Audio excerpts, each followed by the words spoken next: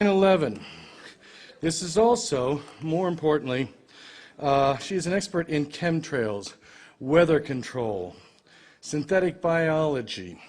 She's the preeminent researcher in this of what's happening in your skies that affect you on a biological or synthetic level. This is very cutting-edge stuff. The dark agenda of synthetic biology. Please, I won't waste any more time. Welcome the very wonderful Sophia Smallstorm. Thank you. This actually is an hour or so, this presentation. We might not have time for questions, but you can ask me at the banquet, or you can come to my table tomorrow and ask me as many questions as you like, which I probably won't be able to answer.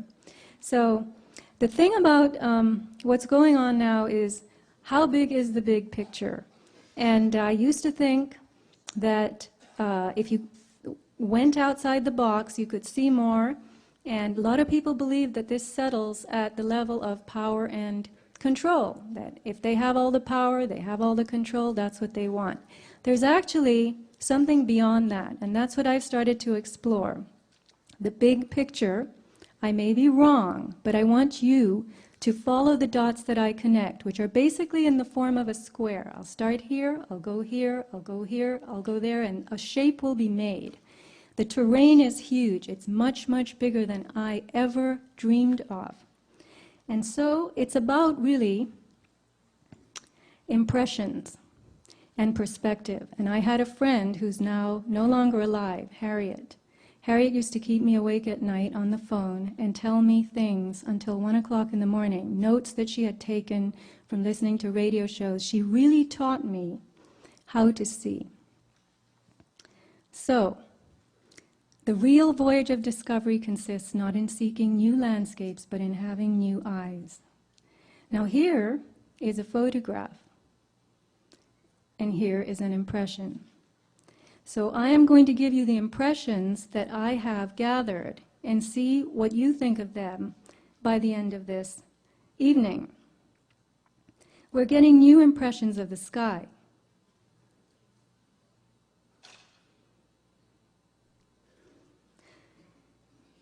Once upon a time, clouds used to be puffy like this. Today, you see a lot of streaks, feathers, and unnatural crisscross configurations. When you look closely at what forms your impression, you can see that this is the impression version. You will see streaks, feathers, more feathers, lines.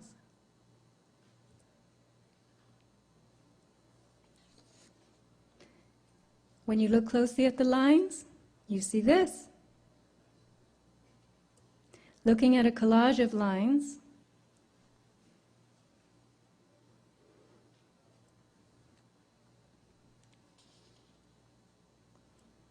with what appears to be a plane. You see ropes in the sky made by planes.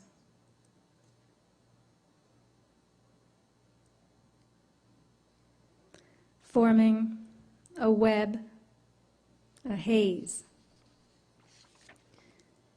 The formation of man-made clouds is admitted to by NASA. They call it jet cirrus. We're told that new atmospheric conditions are causing jet contrails to linger in the sky. But anything that stays in the sky for many hours fans out, as you see here, and forms a layer of material thick enough to block sunlight for miles, is not condensation. The con in contrail is for condensation. So if it isn't condensation, meaning water droplets that under normal circumstances quickly evaporate, then what is it? Here's the result of one. It was a huge donut. This is Cardiff State Beach, where I live, and it literally formed a big oval, a halo in the sky. Contrails typically form behind high-flying jets, so that's high altitude, in low humidity. Clouds typically form at low altitude in higher humidity. So the rule is this: clouds and contrails need opposite conditions to form. But today, we have vapor trails, as they call them, condensation trails turning into clouds and spreading out to form a low-altitude white haze. In many parts of the world, we're losing our blue sky. You see New Mexico in the past and New Mexico in the present. The word for this, many people call it whiteout. If you travel in a plane, this is what you're going to see from the window. There's a demarcation line where the white arrow is. I call it the spray line, below which the world is seen through a veil, and above which you have that true deep blue sky. We live in the veil. We live in a white world of whatever it is that's descending on us from above. Our visibility is impaired. The sky, as we look up at it, is now a much lighter blue. But the change has been so incremental that most of us are too busy to have noticed. When you look at airborne environmental samples and the soil and water samples that people have collected throughout the country, you get three types of materials: metallic salts, filaments or fibers, and engineered biologicals. Metallic salts are oxides. Aluminum, titanium, barium are three examples. And it appears now that the air around us has been filled with these metallic oxides, which are conductive particles. So the air is no longer neutral. Air is supposed to be neutral to support life. It is not supposed to be charged. The air around us is also filled with fibers. And if you get a black light, apparently you can buy them at Home Depot, you can see, I've got to find my mouse, here it is, this.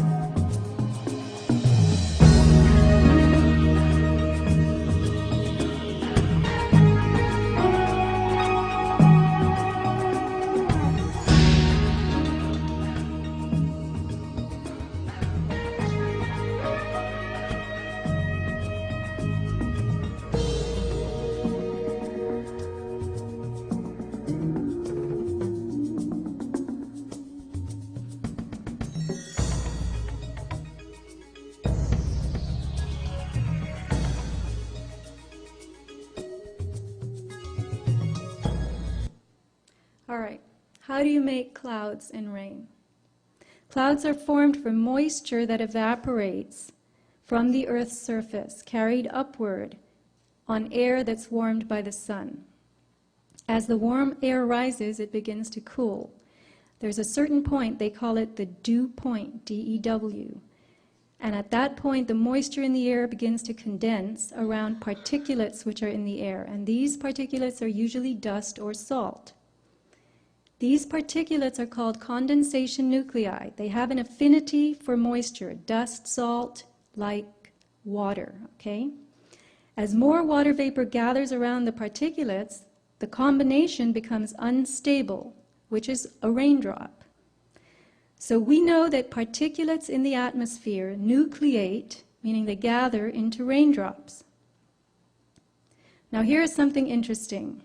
Daniel Rosenfeld, he's an atmospheric scientist, Hebrew University, Jerusalem. He claims that pollution particulates actually prevent rain by forming very tiny, very stable droplets that remain suspended and do not fall earthward. Now this was headlines. You can Google, pollution stops rain. If this is correct, then it suggests that the smaller the particulate, the more stable the droplet. So this is how you would get clouds to hang in the sky as haze, or so-called clouds. And so it would seem that you could create cloud-like masses simply by releasing small enough particulates into the atmosphere. And those clouds would not fall. They would spread outward instead to form haze, which leads us to the subject of geoengineering, defined as the large-scale manipulation of the Earth's environment to suit human needs and promote habitability. Last year, scientists began to discuss something called SAG, stratospheric aerosol geoengineering, which was supposedly spraying soot and sulfates in the atmosphere to form a shield against the heat of the sun. This presumes the notion of man-made warming, the idea being that atmospheric science can rescue us from climate change, which is nature's retaliation against us for creating global warming. For now, we're told that this is a future consideration, but for years, we've already been seeing strange clouds and hazy skies. What exactly is dripping here? This is a photo I took, Cardiff, California, and I call these the bearded clouds. And here you have this new form, they tell us, new form of cloud, a hooked cloud called cirrus uncinus. And here you have asperatus. This is like the canopy effect, blanket. This is another picture I took. I had never seen this kind of cloud before. I'd only seen photos of it, and then it suddenly appeared. The presence of strange clouds, persistent haze, and impaired visibility is not just in the air and sky. It must be having an effect on the ground, on the Earth's soil and water. Francis Mangles is a retired federal wildlife biologist and botanist from Mount Shasta. And he notes that between the 1950s and 60s, jets did not leave many contrails. Today, what appear to be jet contrails are much more frequent and last for 10 to 20 hours. And here's what they look like over these beautiful mountains and lakes.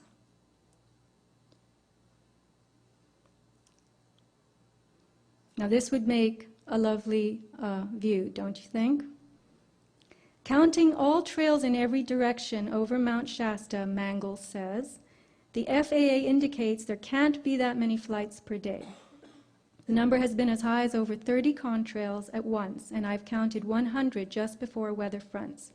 Typically, heavy spraying days are just before weather fronts that come in from the Pacific. So here you have a photo of this man who is a retired federal wildlife biologist and a water specialist. Lab tests from Northern California show very high levels of aluminum and barium in soil and pond water. Francis Mangles told me that at 100 micrograms per liter, when he was working for the federal government, you were shut down, 1,000 micrograms per liter. So I asked him what normal is, what's tolerable, and he said 5/10, 0.5 micrograms per liter is considered normal. So here you have the findings from pond water in Mount Shasta. You can see 12,000 micrograms per liter. UG is short for microgram, which is 24,000 times normal. Snowdrift at 8,000 feet, 61,100 micrograms per liter. Way, way past normal. And here you have a lined pond. So please picture a lined pond. A pond with a liner, vinyl something, in Bella Vista. And you got a reading, or the person who did this, I know him, Dane Wigington, got a reading 375,000 micrograms per liter in this little pond. Mangles has, I will repeat, a master's of science in water-related subjects. And he also reports that a house, the soil tested outside this house in Northern California was 3,000 times, 3,000 micrograms of aluminum more than the soil under the house. I'm sorry, I said 3,000 times. Anyway, so what does this mean? It means that something is dropping from above and is affecting the soil around the house, but not underneath it. So you can't say that this is in the groundwater. You can't say this is in the earth itself, coming from the earth. It's got to be coming from the environment. The dying of the trees. I've spoken to Charles Little. He's the author of this absolutely fantastic book, which you can buy still by going to half.com or Amazon used books.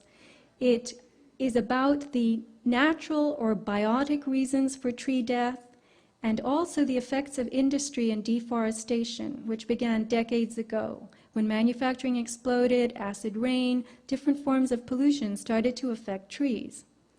But what has come along since this book was written is this. Nowadays, we have an effect coming out of the environment that can't possibly be natural. Look at this corkscrew. I took this picture myself. This is the wine opener style. You have nature trying to cope with the introduction of new substances, particularly metallic oxides, which are also the metallic salts.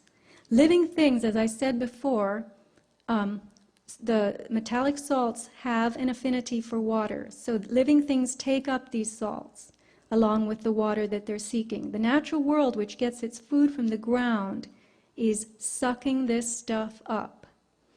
This is a scraggly pine tree outside the post office in Cardiff, California, where I go every day. And you can see how brittle it is, lots of needles lost.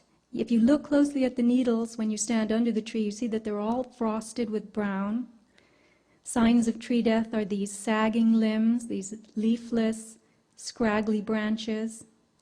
You also see infestation by bugs, insects, mites, fungus. These are spider mites that have taken up in a tree that was right next to my house. And the entire tree had to be felled because of these white webs in it that were killing off the tree. But again, I'll explain why in a minute. This isn't the primary source of the death.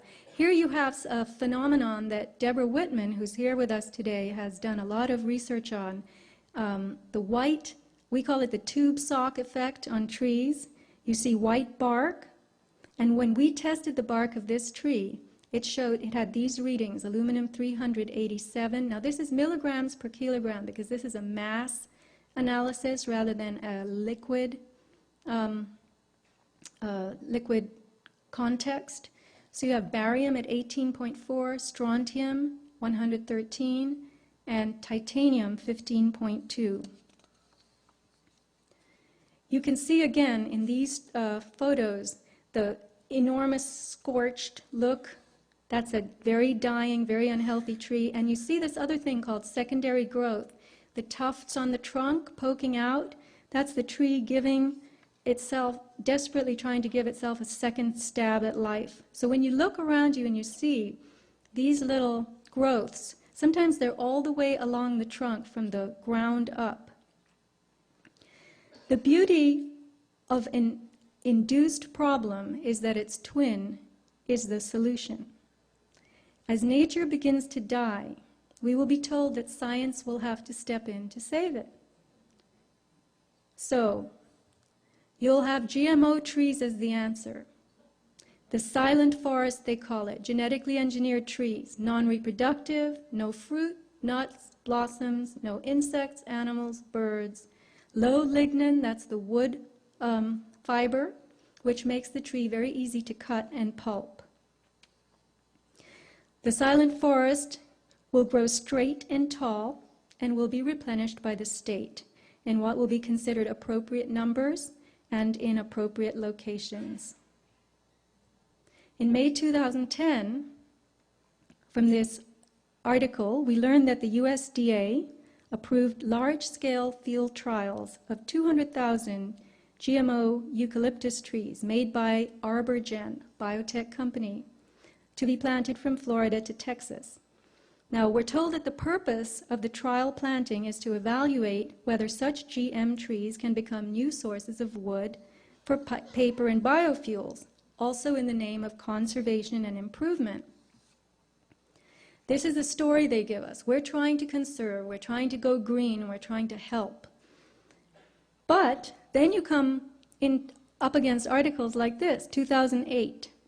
This was from something called the MIT Technology Review, an article announcing biochemistry's development of toxicity-resistant crops. In particular, in this article, aluminum-resistant plants.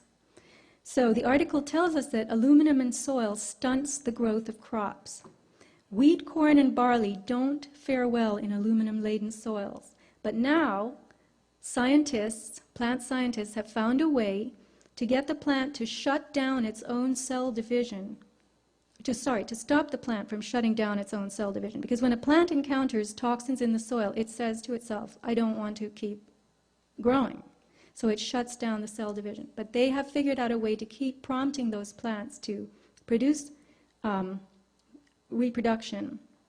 So this is a gene mutation, a single gene mutation that inactivates a protein so that the plant continues to grow.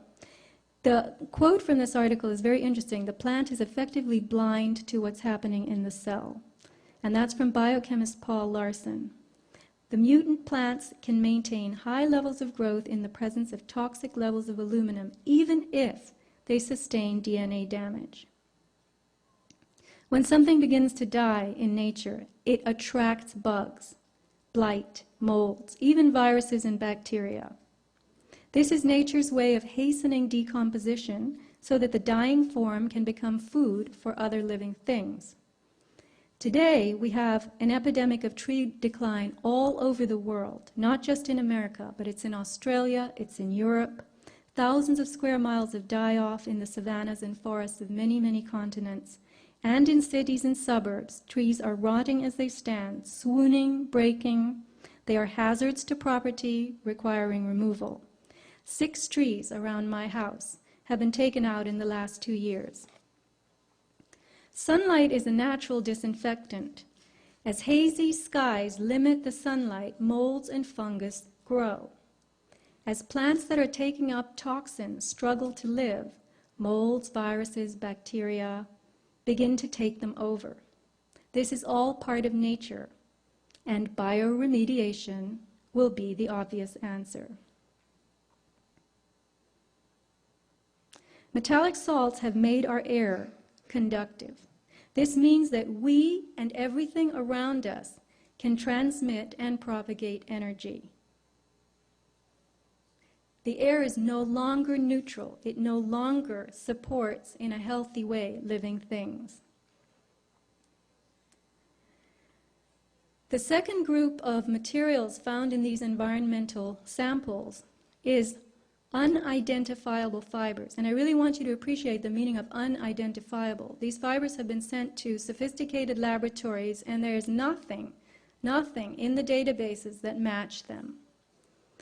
So these are fibers, we could say, that do not exist in nature. People around the world are developing lesions on their skin that ooze and produce fibers. This is known as Morgellons syndrome. Tissue samples cultured from ordinary people without this ailment contain and grow the very same fibers. Here's a 5-inch lesion on a woman's body that has never healed, 5 inches. The fibers or filaments are actually tubules with hollow insides. When these fibers are cultured, they produce colonies of filaments. You can see the extension filaments. And these colonies continue to grow and reproduce, branching out into more filaments and more colonies. The filament cultures can be grown from saliva samples, tissue from the skin, mucus, urine, blood, from animals and people, regardless of the presence of the Morgellons condition. The fibers are segmented with visible structures inside them. So where do these fibers or filaments come from? Airborne environmental samples that were collected by Clifford Carnicom, he is a researcher in this subject, in 2000, the year 2000, gathered at high altitude on a mountain in New Mexico, showed the presence of those fibers, whose structure matches exactly the tubular filaments. When I say fibers and filaments, basically interchangeable, showing up in our blood, tissues, and skin.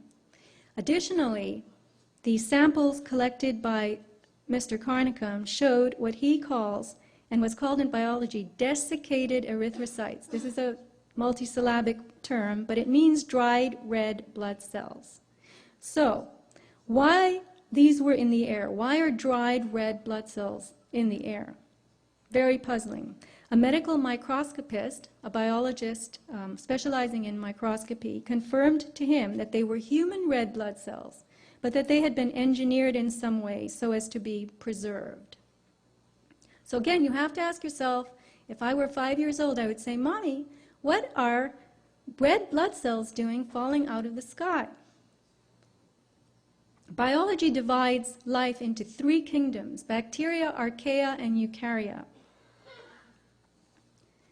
Bacteria and archaea are simple organisms with no subcellular compartments. Eukarya are complex with defined cell compartments and internal organelles, mini organs like mitochondria that make DNA and energy for the cell. Plants, animals, and humans are eukaryotic, as are fungi and slime molds. The archaea are the hardiest of the life forms. They're able to withstand grinding pressure, heat, acidity, and alkalinity. They can live in volcanoes, geysers, and the ice shelf. Bacteria, on the other hand, will die in extreme heat and cold, which is why we cook and freeze our food. Now, the materials appearing within these filaments are as tough as archaea. They look like bacteria, and they self-replicate. One looks like something called mycoplasma, but is not. One looks like chlamydia, but is not. And natural fibers, or filaments, would be classified as fungal in the domain of eukaryotes. But these fibers contain forms from the other 2 groups inside them. You're looking at a tubular fiber with self-replicating internal elements resembling bacteria and behaving like archaea. That does not happen in the natural world. So what are they? What's going on? It appears that within our bodies we now have all 3 life kingdoms replicating themselves. What does that make us? Are we still eukaryotes, or are we becoming something else? You could call this transbiology, a crossing of biology, the creation of hybrid forms. Materials are forming in our bodies that are not native to us, not natural, and entirely new. You can see in these pictures the tubular filaments with the branches. They're branching off. That's their self-replication. They're creating new colonies. And you can also see in the bottom picture a little bud. That's the beginning of a new fiber. The territory of things on the scale of atoms and molecules is the nano world. Science has opened up the nano universe, where incredible new creations are possible. Nanotechnology explores materials that are less than a micron in size, or from 1 to 100 nanometers. And a nanometer is a billionth, 1/1000th of a meter. Nature and biology continually work on the nanoscale, assembling proteins and building with crystals to conduct the business of life. Spider webs are an example of that. Very fine filaments with enormous strength and flexibility because they contain nanoscale crystals. So let's go back to the filaments and the structures they contain, these ones that Clifford Carnicom has found. In those unidentifiable filaments, he has observed the formation of red blood cells and submicron-sized structures. So now you've got a filament making its own red blood cells. The engineered cells, the red blood, very, very tough, withstanding excesses of heat and chemicals, indicating that they are designed to endure almost anything. He has put them in a Bunsen flame, he has poured bleach on them, acid, and they still endure. In addition, they are able to replicate, growing outside of the body in a petri dish. This is highly sophisticated technology, going on by itself, not in a laboratory.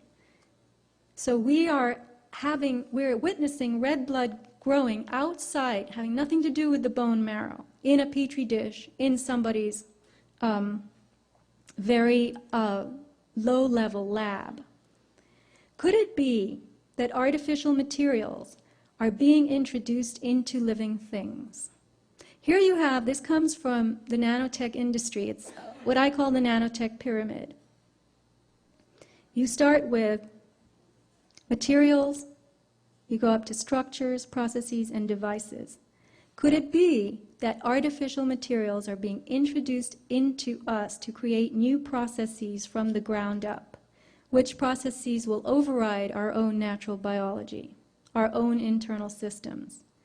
People with advanced Morgellons syndrome started with fibers coming out of their skin, and they're now observing very strange crystalline forms and metallic devices. The fibers became multicolored, and now they were accompanied by plaques, strange, hard little, almost like shards. People say they're like glass, and they're colored. The lesions keep emitting these things. They don't heal over or close, sometimes for years.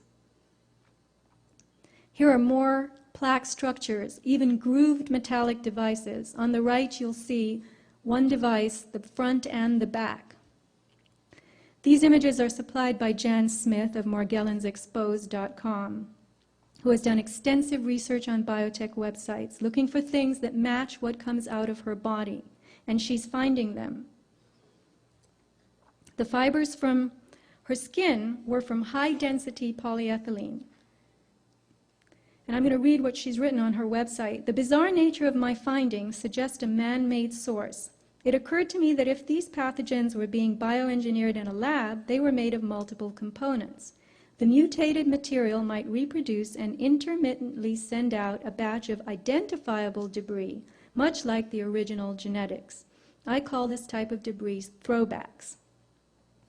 It's her theory that when new life forms are made through this gene splicing and mutation, bioengineering and nanotechnology, they will self-replicate in all kinds of ways, creating different mutations in each generation.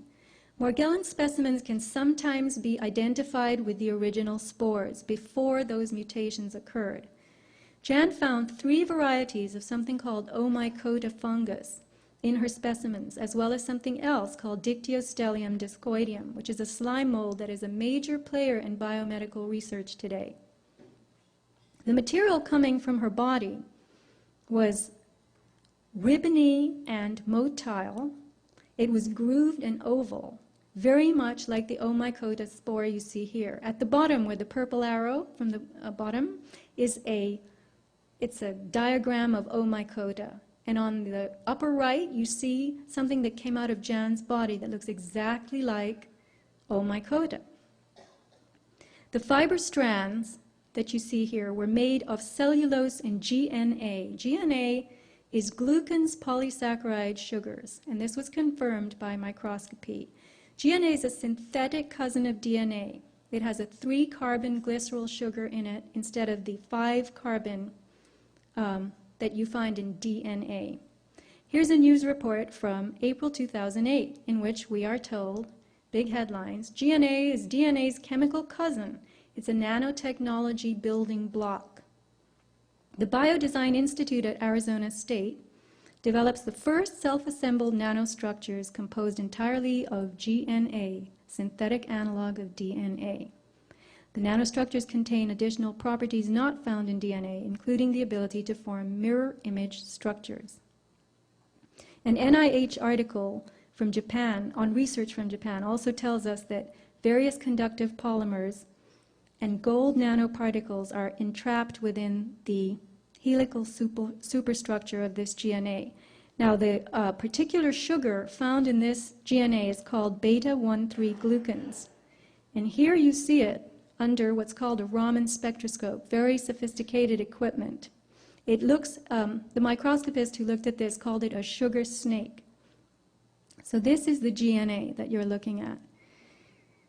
When Jan's fibers were put to a high heat flame, they released what she calls a gold payload. So they dropped out this tiny little bead of gold. And here's more. The fibers that contain a head, she calls it a golden head, orbs, and they all have this payload in them. Here you have a nano array that she found, a couple of them in her body. Nano array is a tiny device used in biotech for DNA hybridization. And on the left, you see a diagram from an industry website of a nano array. And on the slide, you can see actually two of them. She's marked them with red X's that came out of her body, looking exactly like this. And again, I'll say it again, the nano arrays are these tiny devices that are used for DNA hybridization. So, I'm going to repeat my nanotech pyramid. We begin with the emergence of basic filaments, followed by more complex structures. So what processes are going on here? Are these materials combining to form devices that are working together inside us? What is happening to our biology? And remember that tissue samples obtained from ordinary people who have no Morgellons symptoms, no lesions, can be cultured to produce the very same filaments found in people with Morgellons. So we would have to conclude that Morgellons is like the canary in the coal mine, and that only some people are exuding the materials. And could that be because their bodies are rejecting it, while our bodies are integrating it? Jan's body has been sending out these plaques, colored plaques, which are hard pieces of silica. Some of them have these dots on them. They're very small. They require handling with a needle as she places them under a microscope. The plaques are fragile. They can shatter. Quantum dots, which are the colors you see, are nanocrystal semiconductors made of heavy metals surrounded by an organic shell. Now I want you to remember some of these terms. Heavy metals, okay? Heavy metals, aluminum and so forth. So these are nanocrystal semiconductors surrounded by an organic shell, but they are made of heavy metals. And Morgellon subjects are also finding this stuff. Jewel-like hexagons, faceted pyramids, crystals. Hexagons have shown up environmentally, not only in tissues, but they are in environmental fallout. This specimen is provided by Morgellons Research Group, and we have a table here this weekend. Mike and Jennifer from Morgellons Research Group. Here is a pink, ruby-colored pink layered crystal. The little inset image, you can see actually the layers in it. This was an environmental crystal found. Here is something that was not visible to the naked eye, but the woman who told me about it and sent me the photo was looking at hay. She lives in Oregon, and she was looking at a piece of hay under her microscope, and she found this bright pink, teeny tiny little crystal. You get crystals with embedded hexagons, strands that glitter. The one on the right, that's a glittering strand that came out of somebody's body. Here's a picture of tissue from a lesion with several crystals. You can see the arrows attached to it. You can see the fiber coming out from the bottom. You have combinations of wires and those quantum dots. Now here are the nanotechnology dyes. And there you see the colored plaques that have been coming out of people's bodies. One on the below has fibers attached to it. The industry tells us that quantum dots are tiny nanocrystals whose small size gives them unprecedented tunability. Okay? Tunability. The piezoelectric effect is the internal generation of a voltage when an outside pressure is applied, and vice versa. You can Google the piezo effect. The piezo effect occurs in crystals, ceramics, DNA, and certain proteins. So an example is, when you put a frequency to a crystal, it generates a voltage. And when you put a voltage to a crystal, it responds with a frequency. We call this piezoelectricity, electricity resulting from applied compression or frequency. Recent work by Clifford Carnicom reveals that a filament culture subjected to a blue light frequency, that's 375 nanometers, resulted in explosive growth of the culture within 24 hours after the initial incubation. So he put the blue light on, incubated it for 5 to 7 days, and then it exploded into all those little fibers that you see. We now live in a frequency-filled world. I don't have time to address HAARP, artificial weather, and the enormous spread of unnatural frequencies that are affecting the Earth today, but I will say this. I came across a very well-known paper on electromagnetic fields and neurological function, written by Professor Ross Adey, Loma Linda School of Medicine, with the subtitle, A Possible Paradigm Shift in Biology. We learn that the Earth's own natural magnetic field peaks, that means peaks, top, at 32 hertz. And that only happens in certain equatorial thunderstorms. The electronics we use today generate electromagnetic fields that are tremendous in the megahertz and gigahertz, million hertz and billion hertz range. So here you can see Earth and nature up at the top, 3 to 30 hertz. You can see HAARP has a low range. Then you see the Gwen towers, that's ground wave emergency network, the blue. HAARP again has another range right after that. Gwen has another range after that. And look at the phones and internet. We're talking about million hertz and billion hertz. Professor Adey reminds us that chemical bonds are magnetic bonds formed between atoms by paired electrons with opposite spins that are attracted magnetically. So if nature itself moves in the 3 to 30 hertz range, what is happening to us on the biochemical level with all the different frequencies our bodies are experiencing? What is being done to our biology? Again, I'll repeat Ross Adey's little tenet here. Chemical bonds are magnetic bonds. Electromagnetism is capable of changing what is happening in our bodies. Frequencies are capable of supplying to the synthetic materials in our bodies the force or power that activates them, gets them working, makes them come alive. Nothing about us today is normal. We have hair that glows and skin that shimmers. This is from a healthy woman in Oregon who's been doing microscopy.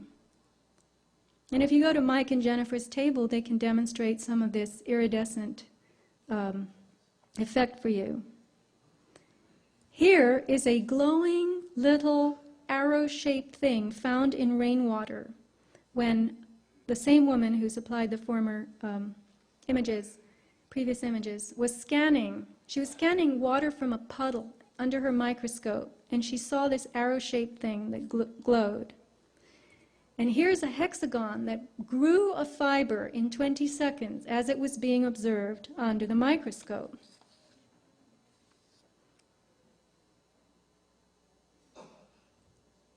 The field of synthetic biology is a new frontier of science. It draws from biochemistry and biomedicine, genetics, robotics, radiation biology, and information technologies. Using nanotechnology, its goals are to improve and transcend the limits of nature. On February 21st of this year, Time magazine had a feature story on the singularity, the term signifying the merging of man with machine. The story was released on Valentine's Day, February 14th, to underscore a love affair, the marriage of humanity and technology. The article tells us that a transformation is coming, and our species, Homo sapien, will no longer be recognizable as itself. We will be something new, something better. The time predicted for this transformation is 2045. The man who is making this prediction is Ray Kurzweil, a futurist known for his uncanny accuracy in just this area, the pace at which technology grows and improves, such that it will one day be smarter and better than us. That's the singularity. There's a Singularity University hosted by NASA, sponsored by Google, to teach people about the intelligence explosion. Ray Kurzweil has made fortunes over and over as an engineer and inventor. A documentary about him is called The Transcendent Man. He wrote the best-selling book that you see here, The Singularity is Near, which came out in 2005. Singularity is a word from astrophysics referring to a point in space-time where the rules of ordinary physics no longer apply.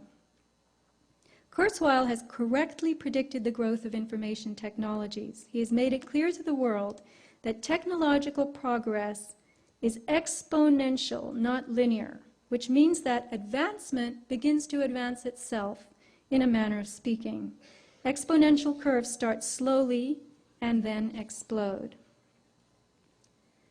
A quote from the Time magazine article: "In Kurzweil's future, biotechnology and nanotechnology give us the power to manipulate our bodies and the world around us at will, at the molecular level. We ditch Darwin and take charge of our own evolution." The question is, who is we and what is at will? Whose will? Kurzweil predicts that by 2020 we will have successfully reverse engineered the human brain.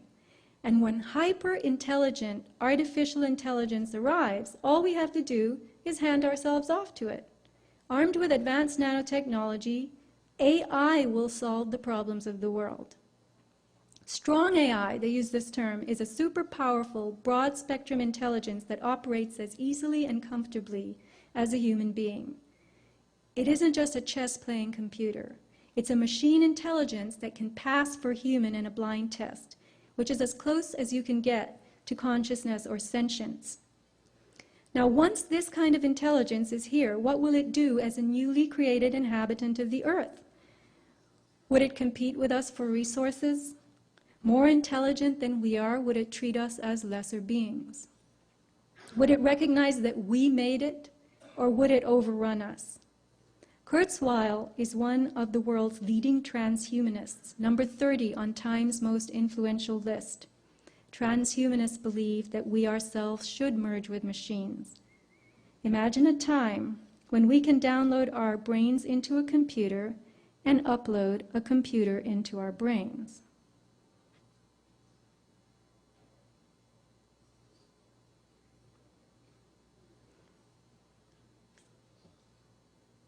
Not starting. There are three great overlapping revolutions. Sometimes goes by the letter G and R. And G stands for genetics. Really, another word for it is biotechnology, is mastering the information processes in our biology.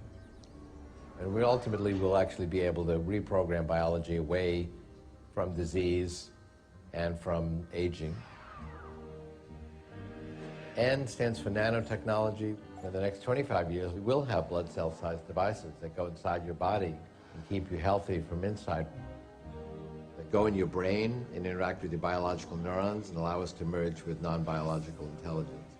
The third one goes by the letter R, which stands for robotics, robots.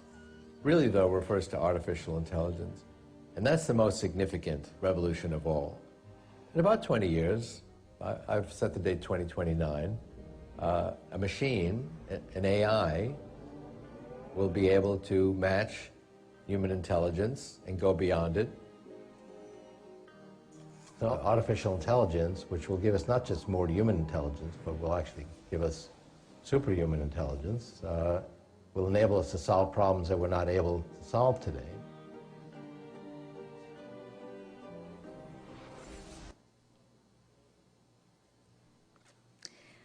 Artificial blood cells are mentioned again in The Transcendent Man.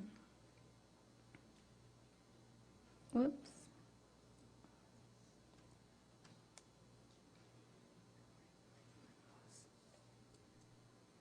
None of this is working. I'm sorry, oh, here it is. Okay.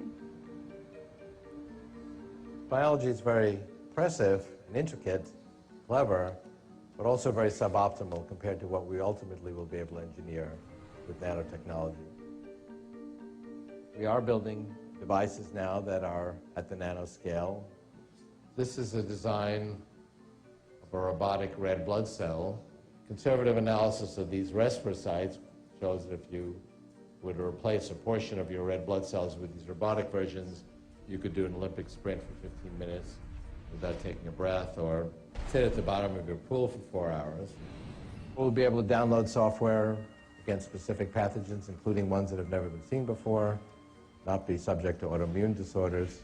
And if you look at what will be in principle feasible with nanotechnology, we can go far beyond the limitations of our version 1 bodies.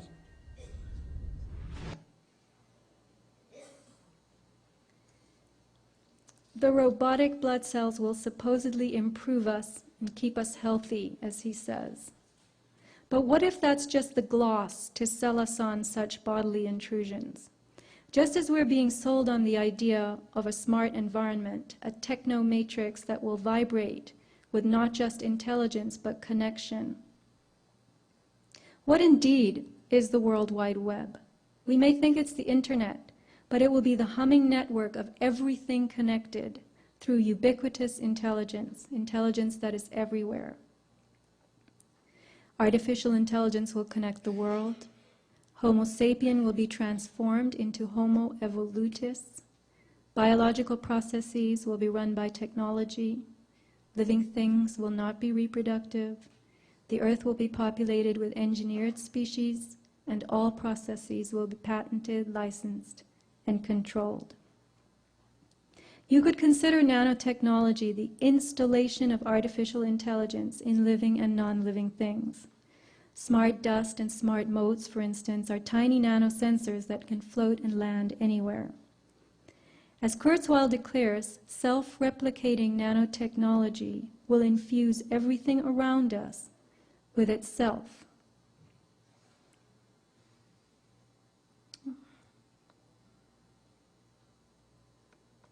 I see as a person, I'm human, and I'm really limited and restricted in what I do. So if I could come out of the singularity, being mentally and physically upgraded, yeah, I'd go for that. So I don't mind changing dramatically from what I am. I believe fully there will be flash memories you can plug into your brain. We'll be able to hook our brains into calculators and statistics programs and have Google directly into the frontal lobes. I mean, there's going to be a lot of expansion of the mind through interfacing the human brain with technology. There's an unanswered question of how far can you go and still be human. As we merge with machines, and I think it's inevitable that we will transform into something new. And as the technology becomes vastly superior to what we are, then the small proportion that's still human gets smaller and smaller and smaller until it's just utterly negligible. Anybody who is going to be resisting this progress forward is going to be resisting evolution. And fundamentally, they will die out. It's not a matter of whether it's good or bad. It's going to happen. You have seen today the deposition and active presence of artificial materials in the sky, environment, and in living things. Nanotechnology has arrived at our personal doorstep without our permission.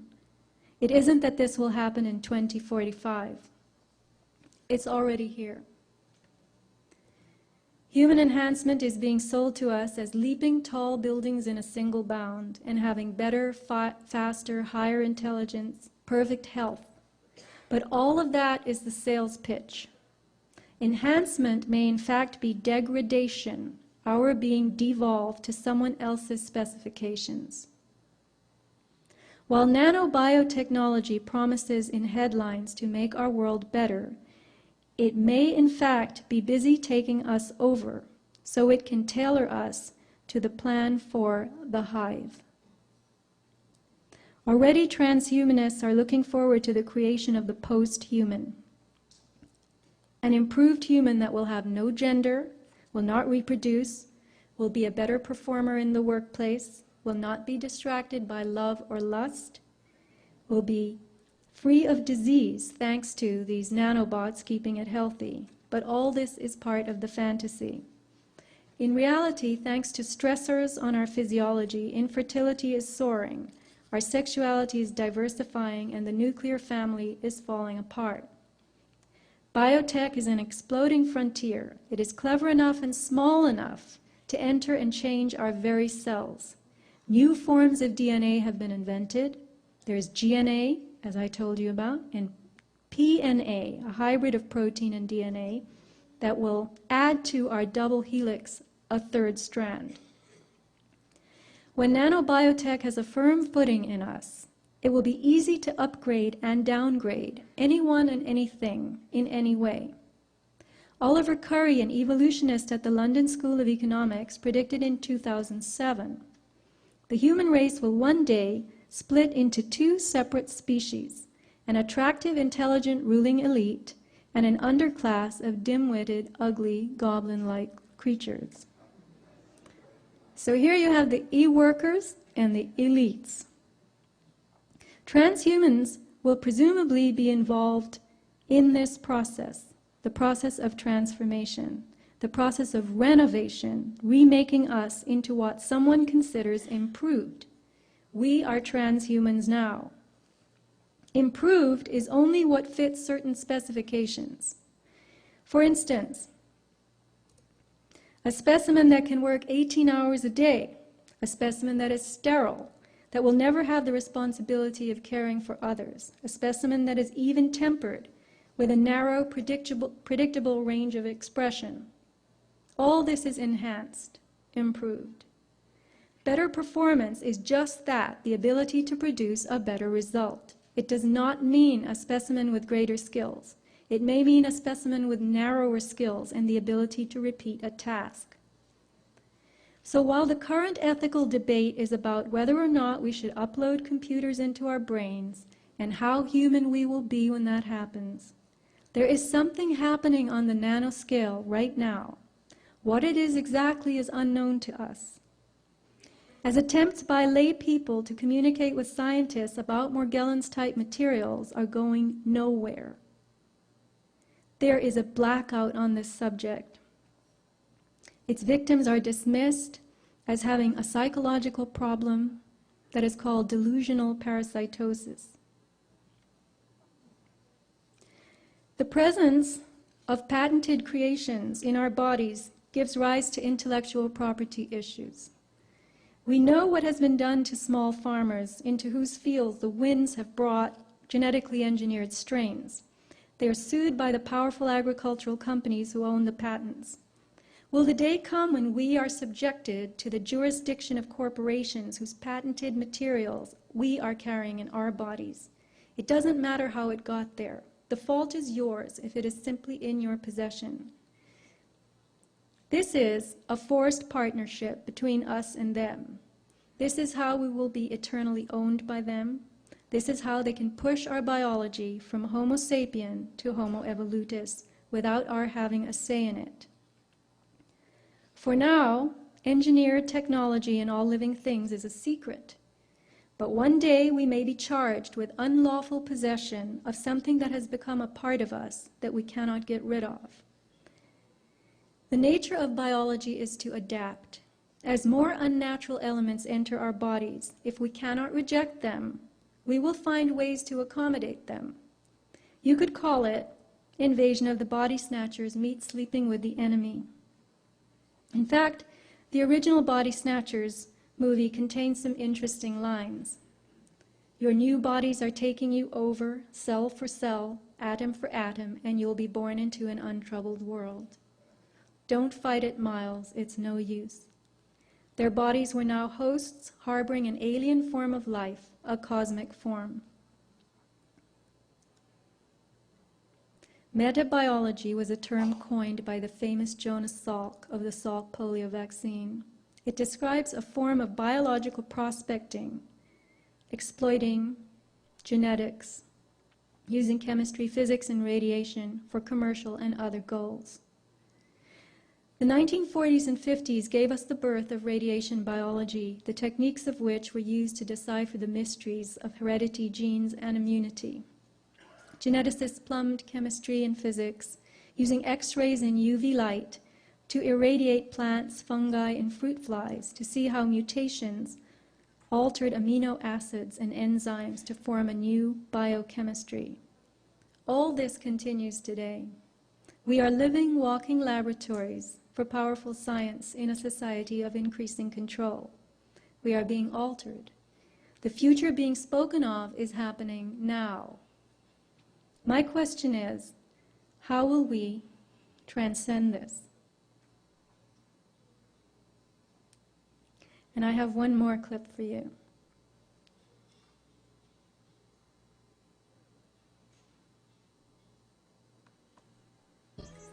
Nanobots will infuse all the matter around us with information. Rocks, trees, everything will become these intelligent computers. So at that point, we're going to expand out into the rest of the universe. We will be sending basically nanotechnology infused with artificial intelligence. Swarms of those will go out into the universe and basically find other matter and energy that we can then harness to expand the overall intelligence of our human-machine civilization. So the universe will wake up, it'll become intelligent, and that will multiply our intelligence trillions of trillions fold. You know, we can't really fully contemplate. And that's really the main reason this is called the singularity. But regardless of what you call it, it will be the universe waking up. So does God exist? Well, I would say not yet.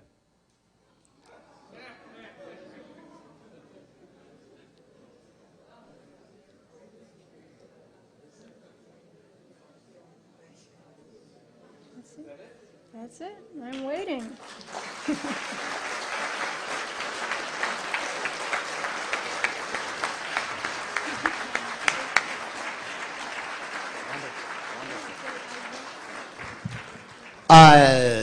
What do you think, folks? Sophia Smallstorm. Pretty amazing research. Very important. Thank you, Sophia. Thank you very much. I predicted there would be no applause. And I don't know how much time we have, but, you know, Do we have a little bit of time? we can leave any time. You can ask me questions tomorrow. As I said, I don't even know if I could answer them. Couple of questions. Yeah.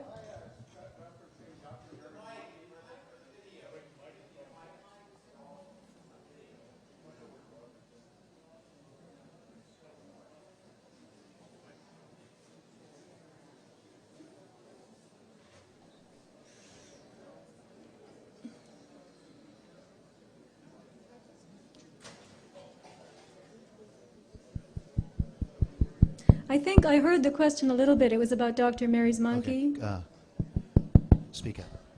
Yeah, correct. Dr. Mary's monkey.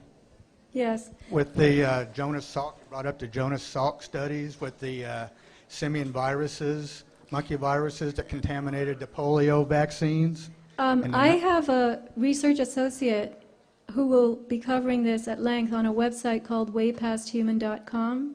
So it was in the list of websites that I gave. But I don't have time to go into Dr. Mary's monkey and the virology issues right now. It's kind of off this subject. There's a lot of studies that's done that shows that soft tissue cancers are caused by those Right. viruses that were inoculated through the polio vaccines If you in go the to 50s. waypasthuman.com, which will be up soon, you will find a lot of Okay. information there. And- So Way Past Human, that's where they're taking us. Don't forget it. And Who another feels- website, meandlee.com. Okay, thank you. All right. Real quick, we've got very, very little time. Quick comment, given that black budget projects are decades in advance of conventional technology, have some groups already reached the singularity and are implementing it for the rest of us? Well, yes, I would say that people ask me all the time, well, these people breathe chemtrails. What are they? Aren't they? Don't they care? And the fact is that they want this conversion. They want this convergence. They want this singularity. I couldn't tell you whether they've attained it or not. But this is what is desired for humanity and all living things. And as you saw Ray Kurzweil, he said it's going to be everywhere. The entire universe is going to be filled with material that responds to external control. That's really what it is. Intelligence is just that in their definition. is there a way to shut down the Morgellons in your body or kill the nano stuff that's in you? Well, this is what we're going to have to explore ourselves. Where is this coming from? We have to become metabiological ourselves, beyond our own biology. I don't know if the frequencies that we're capable of generating through our consciousness, this is where you go into metaphysics, and I have not been able to put anything conclusive together, because who am I? I'm just like you. I saw different things, I came on those things with a perspective, and I showed you that perspective here. I just pulled stuff together from afar. I went way out of the box. So we're going to have to go way out of the box. We are stuck here on the third dimension, reacting and responding. We have forgotten that we are creatures of intention, of creation. If we can remember that, wake that up in ourselves, we have a chance. That's where we have to go. Thank you. Okay, no. Quick question. Have any of these people working on these projects been able to share with you? Or are they willing to talk to you and open up? I've never approached them. I don't believe that they would. Morgellons, I almost called it McDonald's. Can you believe that? That's how ubiquitous it is. Morgellons is not acknowledged. It's acknowledged only as a psychological problem. And in fact, I think it was some large organization just declared it moot and not pertinent. This is a comment, a question about a previous elite, very strong here in California, called the Eugenicist Society, that were elites, and this is the early 1900s, 1910. They felt the elite, and this is prominent people in universities, that said that certain ethnic types we had to weed out. What we needed is Anglo-Saxon only. We didn't need Eastern European, blacks, Mexicans, Greeks, Irish. And these were leading people in our universities in California, and they influenced the Nazi Party and how they view superiority. So what I'm saying is, we've had elites make plans for us before, and this is another one where they're making plans for control. I will just say something quickly. The term eugenics was changed in the early 1950s to transhumanism. It's the same thing. It's just a new word. So the transhumanists are pushing for the post-human. And I will say again, the post-human will have no gender, the post-human will be non-reproductive, and the post-human will be improved in the sense that it will be tailored to specific tasks. Remember the picture I showed you of the dairy cows? Post-human, the improved human, is not going to be Superman. It's not going to be Einstein. It's not going to be anybody fancy. When you have technological control of all living things, you can confer attributes to some, and you can degrade and devolve others. So you and I are going to be the goblins. Okay. Sophia, thank you so much. One more for Sophia Smallstorm. Thank you so much.